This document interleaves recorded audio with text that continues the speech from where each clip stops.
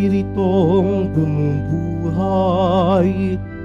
ang salita mo may kapal, buhay mo ang tinataglay. Alleluia,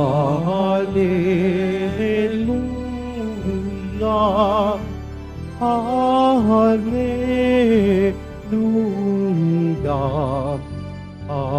Alleluia,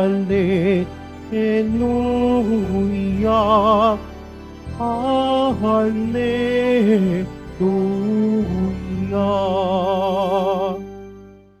Sumainyo ang Panginoon.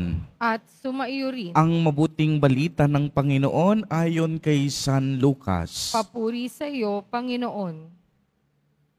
Noong panahong iyon, sinabi ng Panginoon, sa ano ko nga ihahambing ang mga tao ngayon, at ano ang nakakatulad nila? Katulad sila ng mga batang nakaupo sa plaza at sumisigaw sa kanilang mga kalaro. Tinugtugan namin kayo ng plauta, ngunit hindi kayo sumayaw. Nanambitan kami, ngunit hindi kayo nanangis. Sapagkat naparito si Juan Bautista na nag-aayuno at hindi umiinom ng alak, at sinasabi ninyo, inaalihan siya ng demonyo.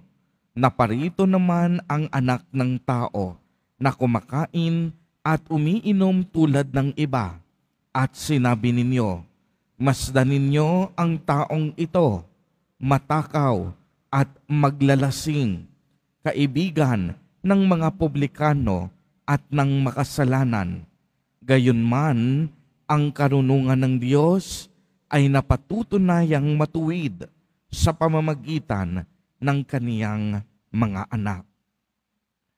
Ang mabuting balita ng Panginoon. Pinupuri ka namin, Panginoong Hesukristo. Magsiupo po ang lahat. Magandang umaga po sa inyong lahat, mga kapatid kay Kristo. Sa lahat po ng ating mga taga-subaybay sa iba't ibang online platforms at sa lahat ng ating mga kadiboto sa iba't ibang panig ng Pilipinas at maging sa buong mundo kung saan tayo ay naaabot ngayon ng ating live streaming. Mapayapang umaga din po sa inyong lahat. Purihin at dakilain natin ang ating Panginoon, ang mahal na poong Jesus Nazareno. Mga kapatid kay Kristo at mga kadiboto, malugod po namin kayong tinatanggap sa Basilica Minor at Pambansang Dambana ni Jesus Nazareno. Ang pangunahing tema po ng ating mga pagbasa sa araw na ito ay tungkol sa pag-ibig.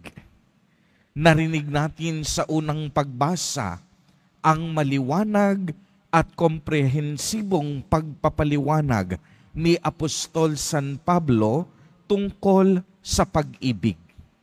Inilarawan niya ang kadakilaan at kahalagahan ng pag-ibig. Pagmasdan ninyo ang kaniyang pagpapaliwanag, sinabi niya, magkaroon man ako ng kakayahang maghayag ng salita ng Diyos, mayroon man akong pagkakaunawa sa lahat ng hiwaga, mayroon man akong kaalaman at ng malaking pananampalatayang nakakapaglipat ng mga bundok. Kung wala namang itong pag-ibig, wala itong kabuluhan. Ipamigay man natin ang lahat ng ating ari-arian at ialay man natin ang ating mga katawan upang sunugin, kung wala naman tayong pag-ibig, walang kabutihang maidudulot ito. Kaya nga kung mapapansin ninyo, ang tunay na pag-ibig, ipinaliwanag niya. Ang tunay daw na pag-ibig ay ganito. Ang pag-ibig matyaga.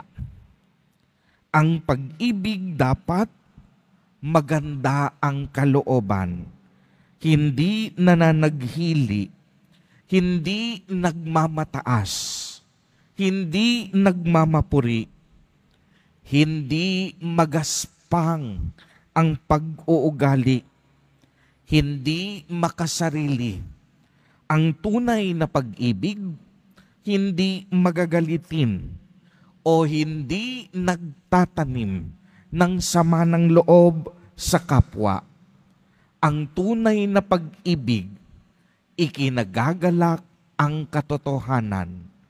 Ang tunay na pag-ibig, puno ng pag-asa at nagtitiyaga hanggang wakas. Kaya nga sa lahat ng pagpapaliwanag na ito ni San Pablo ukol sa pag-ibig, ang unang papasok sa ating isipan ay ang pag-ibig na ipinadama at naranasan natin sa pamamagitan ni Jesus Nazareno.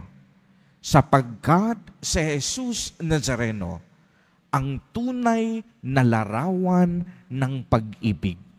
Kaya nga kung babalikan natin ang ating ebanghelyo sa araw na ito, anong sinabi sa ating ebanghelyo? Bagamat si Jesus Nazareno ay pumasok sa ating mundo at kasaysayan, ang nakalulungkot, pinagbintangan pa siya ng mga tao, pinaratangan ng malang akusasyon. Anong sabi sa kanya? Masdan ninyo ang taong ito, matakaw at maglalasing, kaibigan ng mga publikano at ng mga makasalanan. Bagamat hindi maganda ang karanasan ni Jesus Nazareno sa ilang mga taong hindi tumanggap sa kanya, si Jesus Nazareno hindi naging masama kagaya nila. Mga kapatid kay Kristo at mga kadiboto, sa kabila ng hindi magandang karanasan na natanggap ni Jesus Nazareno, nanatili siyang mabuti, nanatili siyang mapagmahal. Hindi siya naging masama dahil ang iba ay masama. Si Jesus Nazareno patuloy na nagpadama ng tinatawag nating pag-ibig. Inunawa niya ang mga tao. Nagpatawad siya. Hindi siya nagtanim ng sama ng loob at puot sa kaniyang puso. Nanatiling wagas at puro ang kaniyang pag-ibig sa ating lahat. Kaya nga mga kapatid kay Kristo, tunay na masasabi natin na si Jesus ang larawan ng tunay na pag-ibig.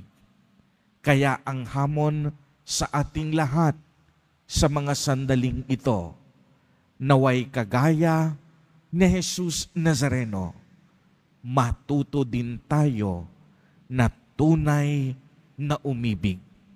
Isang pag-ibig na mapagkumbaba, isang pag-ibig na maawain, isang pag-ibig na mapagpatawad, at isang pag-ibig na hindi nagtatanim ng puot at sama ng loob. Amen.